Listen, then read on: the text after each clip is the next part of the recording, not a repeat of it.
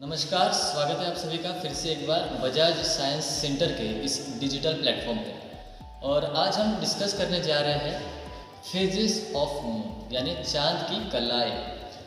तो जैसा कि हम सभी को पता है, चंद्रमा हमारे पृथ्वी का एक उपग्रह है, प्राकृतिक उपग्रह, और ये हमारी पृथ्वी की प्रदक्षिणा करता है। और जब जब हम रात के अंधेरे में ऊपर आसमान में देखते हैं तो इस चंद्रमा की अलग अलग कलाएं हमें दिखाई देती है। कलाएं यानी जो हमें इसकी शक्ल दिखाई देती है, यानी फेस दिखाई देता है। तो कभी कभी ये हमें पूरा गोल दिखाई देता है और उस दिन हम इसको पूर्णिमा का चांद कहते हैं। कभी कभी हमें ये सी टाइप का दिखाई देता है, इसका जो शेप है, इसका जो साइज है वो हमें सी टाइप का दिखाई देता है। कभी कभी ये हमें आधा कटा कटा सा दिखाई देता है और कभी कभी पूरा गोल होने के लिए थोड़ा सा ही बाकी होता है। तो इस प्रकार हमें इसकी अलग अलग कलाएं यानी अलग अलग शक्ल दिखाई देती है। लेकिन ऐसा क्यों होता है? एक ही चांद है जो गोल दिखाई देता है, एक ही चांद है जो कटा कटा सा दिखाई देता है। तो यही जानने की हम यहाँ पे आज कोशिश करने वाले हैं। तो चलिए अब हम आपको हमारे चांद के और पृथ्वी के पास लेके चलते हैं। तो देखिए, जैसा कि आप यहाँ पे हमारे टेबल पे एक मॉडल देख रहे हैं, जिसमें ये हमारा एक बॉल है, इसको आप सूरज मान लीजिए। उसके बाद ये जो आपको नीले नीले कलर का एक ग्लोब दिखाई दे रहा है, ये हमारी पृथ्वी है। और बीच में आपको ये छोटा सा जो दिखाई दे रहा है सफ़ेद कलर का, ये हमारा चांद है। अब हम सभी को पता है चांद हमारे पृथ्वी की प्रदक्षिणा करता है, बिल्कुल ऐसे गोल गोल गोल गोल हमारे पृथ्वी के इर्द गिर्द घूमता है। और ये इस प्रकार घूमता है कि इसका ये जो सफ़ेद किया हुआ जो आपको हिस्सा दिखाई दे रहा है ना, यहाँ पे दो हिस्से किए हैं हमने, एक काला हिस्सा है और एक सफ़ेद हिस्सा है। तो ये जो सफ़ेद हिस्सा है यही हमारे पृथ्वी से हम देख सकते हैं। तो ऐसा क्यों होता है?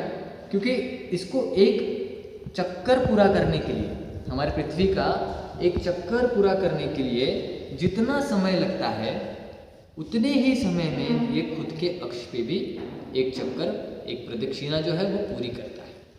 और इसीलिए इसका यही सफ़ेद भाग हमारे पृथ्वी से हम देख सकते हैं। इसका पिछला वाला जो हिस्सा है, जो यहाँ पे काला किया हुआ हिस्सा है, ये हमारे पृथ्वी से हम कभी नहीं देख सकते।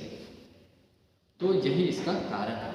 तो अब देखिए ये किस प्रकार घूमता है हमारी पृथ्वी के इर्द गिर्द। देखो, जब ये ऐसे ऐसे घूमता है तो इसका यही भाग हमारी पृथ्वी की ओर मुड़ा होता है, जो सफ़ेद भाग है। अब देखो, जब समझो ये यहाँ पे रहेगा, यहाँ पे, तो क्या होगा? इस पूरे सफ़ेद वाला जो भाग है, आधा भाग, यहाँ पे सूरज की रोशनी गिरेगी। और मान लीजिए हम पृथ्वी पे यहाँ पे कहीं खड़े हैं और इस रात को आपको ये पूरा गोल गोल दिखाई देगा, क्योंकि इसके पूरे भाग पे सूरज की रोशनी गिर रही है और इसलिए हमें ये पूरा दिखाई देगा। अब देखो, ये पृथ्वी की प्रदक्षिणा पूरी कर रहा है, समझो इस डायरेक्शन में ये जा रहा है। अब क्या होगा? इसका ये भाग जो है ये पृथ्वी की साइड है, लेकिन अब देखो सूरज से आने वाली जो रोशनी है ये इसके आधे भाग पे गिरेगी, यानी आधा भाग, यानी ये क्या होगा? यहाँ से आधा भाग, मतलब कुछ रोशनी इस काले हिस्से पे भी गिरेगी। और जितना इस काले हिस्से पे रोशनी गिरेगी उतना ही इस साइड के सफ़ेद हिस्से पे रोशनी नहीं गिरेगी, क्योंकि सूरज को सिर्फ इसके आधे हिस्से को ही रोशनी देनी है, अब वो काला हो या फिर सफ़ेद। तो जितना इस काले पे गिरेगी उतना ही सफ़ेद पे नहीं गिरेगी, यानी चंद्रमा जो है ये कट जाएगा। मतलब जितना सफ़ेद पे रोशनी नहीं गिर रही है उतना ही चंद्रमा हमारे लिए कम हो जाएगा, और इसीलिए इसका हमें थोड़ा सा भाग जो है वो कम दिखाई देगा। अब समझो यहाँ पे आ गया, यहाँ पे आएगा तो क्या होगा? इसके आधे हिस्से में, इस आधे हिस्से में रोशनी गिरेगी, अब इस आधे हिस्से में रोशनी गिरेगी। तो यहाँ का जो काला भाग है, इस मतलब थोड़ा ज़्यादा काले हिस्से पे इसकी रोशनी गिरेगी सूरज की, तो यहाँ पे उतना ही सफ़ेद हिस्से पे रोशनी नहीं गिरेगी। मतलब क्या होगा, और चांद का हिस्सा जो है वो कट जाएगा। तो ऐसा करते करते समझो यहाँ पे चांद आ गया, तो यहाँ पे क्या होगा, इस आधे भाग पे रोशनी गिरेगी, इस आधे भाग पे रोशनी गिरेगी, मतलब ज़्यादा काले हिस्से पे और रोशनी गिरेगी, और उतना ही सफ़ेद हिस्से पे रोशनी नहीं गिरेगी, और उतना ही हमारा चांद जो है वो हमारे लिए कम हो जाएगा। अब मान लीजिए यहाँ पे आ गया हमारा चांद, यहाँ पे आ गया।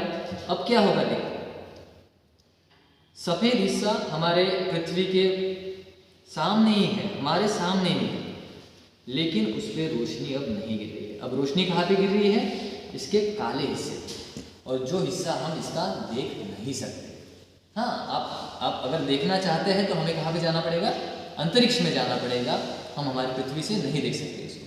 तो अब क्या हो रहा है, सूरज इसको रोशनी दे रहा है, लेकिन आधे काले हिस्से पे दे रहा है, मतलब जो भाग हम देख ही नहीं सकते उस भाग पे ये रोशनी दे रहा है। और चांद हमारे सामने होके भी ये हमें दिखाई नहीं देता है। तो इस दिन को हम क्या कहेंगे, अमावस्या कहेंगे। अब यहाँ पे क्या होगा, अमावस्या होगी, सूरज चांद हमारे सामने तो होगा लेकिन हम उसको देख नहीं सकेंगे, जिसको न्यू मून कहा जाता है। फिर चांद प्रदक्षिणा करने के लिए आगे जाएगा। अब समझो यहाँ पे आ गया, अब क्या होगा, थोड़ा थोड़ा थोड़ा थोड़ा इसका वाइट पोर्शन, मतलब जो है सफ़ेद हिस्से पे रोशनी गिरना शुरू होगी। तो ये थोड़ा थोड़ा थोड़ा थोड़ा बढ़ने लगेगा, और बिल्कुल ऐसे ही जब ये यहाँ पे आएगा तो इसके इस आधे भाग पे रोशनी गिरेगी और काले आधे भाग पे रोशनी गिरेगी, तो इतना हिस्सा इसका अब खुल जाएगा, तो हमें चांद बड़ा बड़ा बड़ा बड़ा दिखाई देगा। और वापस जब ये यहाँ पे आएगा तो इसके पूरे सफ़ेद हिस्से पे रोशनी गिरेगी, और यहाँ पे पूर्णिमा का चांद हमें दिखाई देगा। जो रात होगी अब ये पूर्णिमा होगी, और हम पूरे गोल गोल चांद को देख सकेंगे।